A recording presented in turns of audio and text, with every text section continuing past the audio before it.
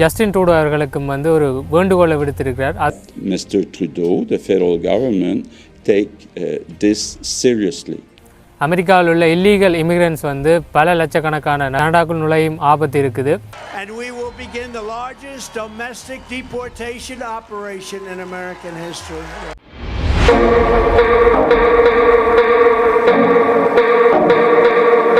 அனைவருக்கும் வணக்கம். மற்றும் ஒரு புதிய வீடியோவில் சந்திக்கிறதுல சந்தோஷம். அமெரிக்காவில் டொனால்ட் ட்ரம்பின் வெற்றியும் அதன் பின்னராக அமெரிக்காவில் உள்ள இல்லீகல் இமிகிரன்ட்ஸ் வந்து பல லட்சக்கணக்கான நபர்கள் வந்து அமெரிக்காவில் இருந்து கனடாக்குள் நுழையும் ஆபத்து இருக்குது. அது சம்பந்தமாக குபெக்கின் பிரீமியர் தற்போதைய லிபரல் அரசுக்கும் ஜஸ்டின் ட்ரூடோ அவர்களுக்கும் வந்து ஒரு வேண்டுகோளை விடுத்திருக்கிறார். அது சம்பந்தமாக தான் இந்த வீடியோவில் பார்க்க போகிறேன். Following Trump's victory Wednesday morning, both Quebec Premier François Legault and Parti Québécois leader Paul Saint-Pierre Plamondon have voiced their concerns about Trump's desire to deport millions of undocumented immigrants. கடந்த நவம்பர் 6ஆம் தேதி அமெரிக்காவுடைய ஜனாதிபதி தேர்தல் முடிவுகள் வந்து வெளியானது. அதன்படி டொனால்ட் ட்ரம்ப் அவர்கள் வந்து அமெரிக்காவின் 47வது ஜனாதிபதியாக தெரிவு செய்யப்பட்டுள்ளார். டொனால்ட் ட்ரம்ப் அவர்கள் ஜனாதிபதியாக தெரிவு செய்யப்பட்டதன் பின்னர் கூகுளில் பார்த்தால் மூவ் டு கனடா என்ற ஒரு தேடல் வந்து அதிகளவாக தேடப்பட்டிருக்கிறது. Now, searches for terms like how to move to Canada have spiked by more than 5,000% since Donald Trump's election victory. That's according to Google. Americans expressed the same intention back in 2016 when Trump won the first time. அமெரிக்கர்கள் அமெரிக்காவில் இருந்து கனடாவுக்கு எவ்வாறு சென்று வாழலாம் என்றது பற்றியான தேடல்களை அதிகம் தேடினார்கள் என்றது இப்போது கனடிய ஊடகங்களில் வந்து ட்ரெண்டிங்காக உள்ளது. And the email correspondence that has come in is just astounding. He says the requests after Trump's first win in 2016 were mostly exploratory, but not this time. The people who are calling are much more definitive. ட்ரம்புக்கும் ட்ரம்பினுடைய அரசாங்கத்துக்கும் ஆதரவு தெரிவிக்காத மக்கள் வந்து அமெரிக்காவிலிருந்து வெளியேற வேண்டும் என்ற எண்ணத்தோடு இருக்கிறார்கள். கனடாவுக்கு பல அமெரிக்கர்கள் வந்து வாழ்கிறார்கள். அதையும் தவிர்த்து வந்து அமெரிக்காவில் பல லட்சக்கணக்கான இல்லீகல் இமிகிரன்ட்ஸ் வந்து வாழ்ந்து கொண்டிருக்கிறார்கள். கடந்த பைடன் அட்மினிஸ்ட்ரேஷன், அதாவது ஜோ பைடன் ஜனாதிபதியாக இருந்தபோது ஓப்பன் போர்டர் பாலிசி ஒன்றை வந்து பின்பற்றினார். அதன் மூலமாக எந்த இமிகிரன்ஸும் வந்து அமெரிக்காவுக்குள் வரலாம் என்ற ஒரு நிலைமை இருந்தது. அதை ஒழிக்கும் வண்ணமாக தேர்தல் பிரச்சாரங்கள் மேடைகளில் வந்து ட்ரம்ப் சொன்ன விஷயம் என்னென்னா, அமெரிக்க வரலாற்றிலேயே லார்ஜஸ்ட் டொமஸ்டிக் டிபோர்டேஷனை வந்து நான் செய்வேன் என்று சொல்லியிருந்தார். On day one, I will terminate every open borders policy of the Biden administration, and we will begin the largest domestic deportation operation in American history. இதனால தான் இந்த இல்லீகல் இமிகிரன்ஸுக்கு இடையே வந்து ஒரு பீதி ஏற்பட்டிருக்குது. ட்ரம்ப் வந்துட்டால் வந்து தங்களை வந்து இந்த நாட்டை விட்டு அனுப்பி விடுவார் என்பதற்காக வேறு ஏது நாட்டுக்கு போகலாமா என்று சிந்தித்த வேளையில் நோர்தர்ன், அதாவது வடக்கு திசையில் பார்த்தா கனடாக்குள் போவதற்கு வந்து பல லட்சக்கணக்கான இமிகிரன்ஸ் வந்து சிந்திச்சிருக்கிறார்கள். இனி ஆட்சிக்கு வரக்கூடிய இந்த ட்ரம்பினுடைய அரசாங்கம் வந்து வெளிநாட்டினர்களுக்கு வந்து சாதகமாக இருக்காது. அதாவது அமெரிக்காவில் வாழக்கூடிய வெளிநாட்டினருக்கும் குறிப்பாக இல்லீகல் இமிகிரன்ஸுக்கும் வந்து சாதகமாக இருக்காது. I bring a message from Donald J. Trump. If you are in this country illegally, in 6 months, pack your bags because you're going home. நீங்கள் வந்து நினைக்கலாம் 1 லட்சம் 2 லட்சம் இல்லீகல் இமிகிரன்ஸ் வந்து அமெரிக்காவில் இருப்பார்கள் என்று. கிட்டத்தட்ட 20 மில்லியன் இல்லீகல் இமிகிரன்ஸ் வந்து அமெரிக்காவில் இருக்கிறார்கள். கிட்டத்தட்ட 2 கோடிக்கும் மேற்பட்ட மக்கள் வந்து இல்லீகல் இமிகிரன்ஸாக அமெரிக்காவுக்குள்ளே இருக்கிறார்கள்.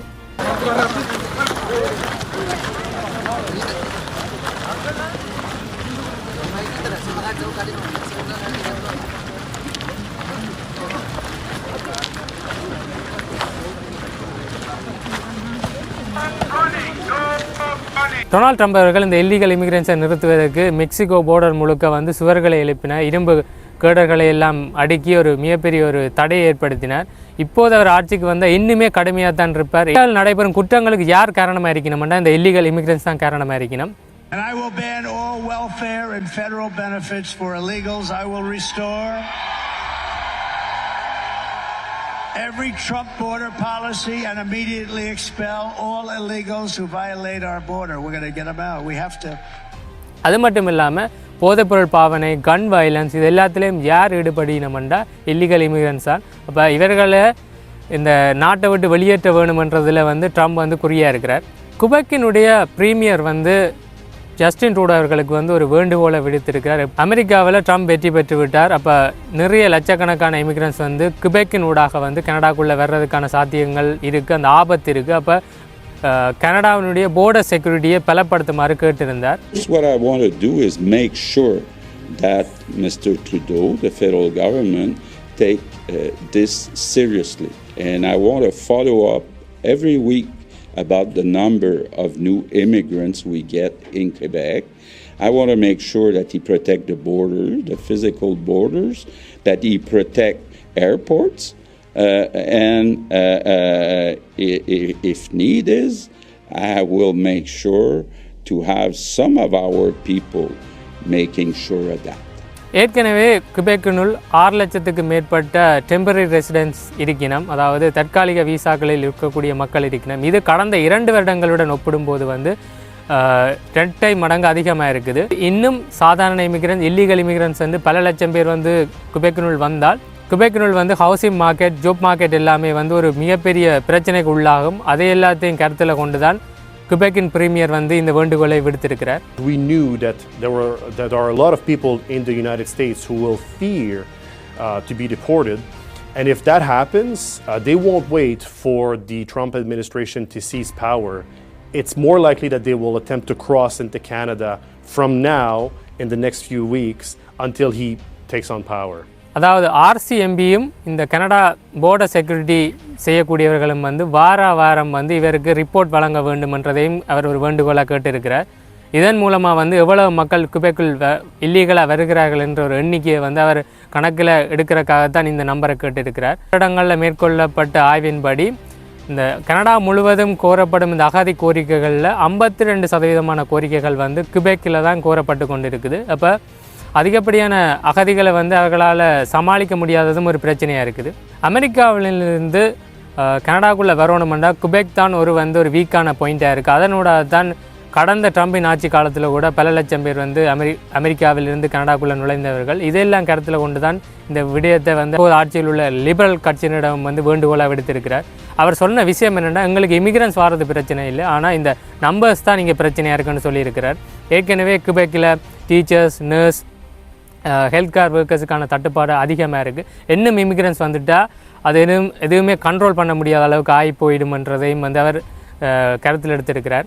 டொனால்ட் ட்ரம்ப் வந்து எப்போ பதவி ஏற்பாருண்டா வருகின்ற ஜனவரி 20 2025 ஆண்டு தான் வந்து அவர் ஜனாதிபதியாக பதவியேற்று வெள்ளை மாளிகைக்குள்ளே செல்ல போகிறார். அது வரைக்கும் வந்து 2 மாத காலப்பகுதி இருக்கு. A caravan of approximately 3,000 migrants leaving Tapachula in southern Mexico is heading to the U.S. southern border.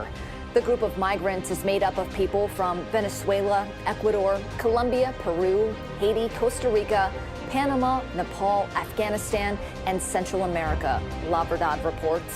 The migrants are hoping to make their way to the United States before President-elect Donald Trump takes office on January 20th. As the migrants make the trek, some say they're leaving their countries because where they're from is dangerous. They have no security or job opportunities to support their families. Cartel violence, high unemployment, and economic crises in South and Central America are driving more people toward the United States. இந்த காலப்பகுதி தான் வந்து அமெரிக்காவை சேர்ந்த illegal இமிகிரன்ஸாக இருந்தாலும் சரி, எங்களுடைய கனடிய அரசாக இருந்தாலும் சரி, ஒரு கவனமாக இருக்க வேண்டிய நேரம். ஏனென்றால் இந்த காலப்பகுதியில் வந்து தற்போது அமெரிக்காவில் வந்து அந்த இல்லீகல் இமிகிரன்ஸ் மீது எந்த ஒரு நடவடிக்கையும் எடுக்கப்படாது. அப்போ அதை சாதகமாக பயன்படுத்தி கொண்டு அவர்கள் வெளிநாடுகளுக்கு மூவ் பண்ண பார்ப்பார்கள், குறிப்பாக கனடியன் போர்டருக்குள்ளே வர பார்ப்பார்கள். இந்த நேரத்தில் வந்து கனடா அரசானது அந்த போர்டர்ஸை வந்து செக்யூர் பண்ண வேண்டும். அதைத்தான் வந்து அந்த பிரீமியர் கேட்டிருந்தார். கிபெக் இந்த பிரீமியர் மேலும் கதைக்கும் போது என்ன சொல்லியிருந்தாங்க, தற்போதைக்கு நாங்கள் வந்து அமெரிக்காவுடன் வந்து எவ்வாறு பொருளாதார ரீதியில் வந்து எங்களுடைய வளர்ச்சியை கூட்ட முடியும்ன்றதை தான் பார்க்குறதாக சொல்லியிருந்தேன். கிட்டத்தட்ட ஒரு 4 செக்டர், அதாவது aeronautics, food sector, aluminium, would products, அதாவது கதிரை மேசை தளபாடங்கள் இருக்குது தானே, இந்த இம்போர்ட்ஸ் மூலமாக வந்து இதன் மூலமாக எவ்வளவு அந்நிய செலாவணியை ஈட்டிக் கொள்ளலாம் என்பதில் தான் கவனம் செலுத்தப் போவதாக குறிப்பிட்டிருந்தார். தற்போது அமெரிக்கா, கனடா, மெக்சிகோ சேர்ந்து USMCA என்ற ஒரு அக்ரிமெண்ட் இருக்குது. அது வந்து வருகின்ற 2026 ஆண்டு வந்து ரிவைஸ் பண்ண போகிறார்கள். இந்த USMCA என்றது என்னென்னு தெரியணுமெண்டா நான் கடைசியாக இதுக்கு முதல் போட்ட வீடியோ நீங்கள் பார்க்கலாம். மேலே ஐகார்ட்லேயும் கொடுக்குறேன், டிஸ்கிரிப்ஷன்லேயும் கொடுக்குறேன், நீங்கள் பார்க்கலாம். அந்த அக்ரிமெண்ட் வந்து டொனால்ட் ட்ரம்ப் அவர்களால் போடப்பட்டது. அது வந்து ரிவைஸ் பண்ண போகிறார்கள். அதுக்கான சாத்தியக்கூறு ஏன் அதிகமாக இருக்குன்ற ஏற்கனவே கனடாவிலிருந்து அமெரிக்காவுக்கு ஏற்றுமதி செய்யக்கூடிய பொருட்களில் 10% டெரிஃப் கப்பம் விதிக்கப் போவதாக டொனால்ட் ட்ரம்ப் அவர்கள் குறிப்பிட்டிருந்தார். அப்படி அவர் அந்த கப்பத்தை கூட்டினார்ண்டா 10%லேருந்து 20% கூட்டினார்ண்டா கட்டாயம் 2026ஆம் ஆண்டு வந்து இந்த எந்த ஒரு பேச்சுவார்த்தையும் இல்லாமல் அதை வந்து ஒரு ஒப்பந்தம் ஒன்று செய்வதற்கு தாங்கள் திட்டமிட்டலாம்னு சொல்லியிருந்தார். டொனால்ட் ட்ரம்ப் அவர்கள் வந்து பதவியேற்று அவர் ஆஃபீஸுக்கு போன பிறகு அவருடைய முக்கியஸ்தர்களையும் டொனால்ட் ட்ரம்ப் அவர்களையும் சந்தித்து இந்த ஓவர்சீஸ் இமிக்ரேஷன், அதாவது இல்லீகல் இமிக்ரேஷனாக இருக்கட்டும், வெளிநாடுகளிலிருந்து வரும் இந்த இமிக்ரன்ஸை எப்படி கட்டுப்படுத்தலாம் என்றதை பற்றி தான் கதைக்கப் போவதாகவும் குறிப்பிட்டிருந்தார். உண்மையிலேயே இவரை நாங்கள் பாராட்ட வேண்டும். ஏனென்றா வேறு எல்லா மாகாண பிரீமியர்களையும் ஒப்பிடும்போது இவர் வந்து கொஞ்சம் ஆக்கப்பூர்வமாகவும் உடனுக்குடனே செயற்பட்டு கொண்டிருக்கிறார். இது ஒரு பாராட்டக்கூடிய விஷயம். கனடா அரசானது இப்போ பல பிரச்சனைகளை வந்து எதிர்கொண்டிருக்கிறது. அதில் முதலாவது பார்த்திங்கன்னா இன்டர்நேஷ்னல் ஸ்டூடெண்ட் இஷ்யூ. அதில் வந்து 70,000க்கு மேற்பட்ட இன்டர்நேஷ்னல் ஸ்டூடெண்ட்ஸை வந்து டிப்போர்ட்டேஷன் பண்ணுறதுக்கான இஷ்யூ போய் கொண்டிருக்குது. அதிகப்படியான அசைலம் கோரிக்கைகள் வந்து கொண்டிருக்குது. அது மட்டும் இல்லாமல் ஹவுசிங் கிரைசஸ் போய் கொண்டிருக்குது. ஹெல்த் கேரில் ஒர்க்கர்ஸ் இல்லாமல், டாக்டர்ஸ் இல்லாமல், நர்சஸ் இல்லாமல் பிரச்சனை போய் கொண்டிருக்குது. இது மட்டும் இல்லாமல் தற்போதைய லிபரல் அரசுக்குள்ளேயே வந்து பிளவுகள் ஏற்பட்டு பிரச்சனை போய் கொண்டிருக்குது. இந்த மாதிரியான விடயங்கள் போய் கொண்டிருக்கும் போது வந்து இதனுடன் சேர்த்து இந்த போர்டர் பிரச்சனையும் வரும்போது இதை இவர்கள் எப்படி கையாள்வார்கள் என்ற ஒரு கேள்வி இருக்குது.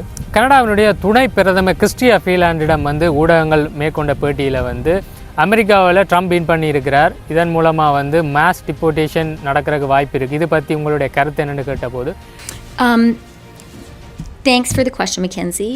And again, what Americans choose to do, what America's incoming elected administration chooses to do in the United States is a decision for Americans and American leaders. The decision for Canadians and what's important for Canadians is to control our own border. And that is something. வந்து எங்களுடைய பார்டரின் சேஃப்டிக்கு வந்து முக்கியத்துவம் கொடுப்போம் என்று கூறியிருந்தார். அடுத்ததாக ஆர்சிஎம்இன் கருத்தின்படி குபெக்கினூடாக பல லட்சம் இல்லீகல் இமிகிரன்ட்ஸ் வர்றதுக்கு வாய்ப்பு இருக்கு என்று சொல்லுகிறார்கள். அதை பற்றி உங்களுடைய கருத்து என்ன? What I am expecting is that Canadians expect us to control our border. Canadians quite rightly believe that it needs to be a decision of Canada and Canadians who comes to our country and who doesn't. And that is something that we absolutely have a plan to ensure. கனடியனுடைய எதிர்பார்ப்பின்படியும் தங்களுடைய கட்சியின் எதிர்பார்ப்பின்படியும் வந்து கனடியனுடைய எல்லைகளில் வந்து நாங்கள் எப்போவுமே first priority கொடுத்து வந்து பாதுகாப்போம் என்றதை வந்து உறுதியளித்துள்ளார். ஏற்கனவே கனடா வந்து இமிக்ரேஷன் ஃப்ரெண்ட்லியாக இல்லாமல் இமிக்ரேஷனை வந்து ஸ்ட்ரிக்ட் பண்ணி கொண்டு போகிறார்கள். ஏற்கனவே இன்டர்நேஷ்னல் ஸ்டூடெண்ட்ஸில் வந்து கேப் ஏற்படுத்தினார்கள்.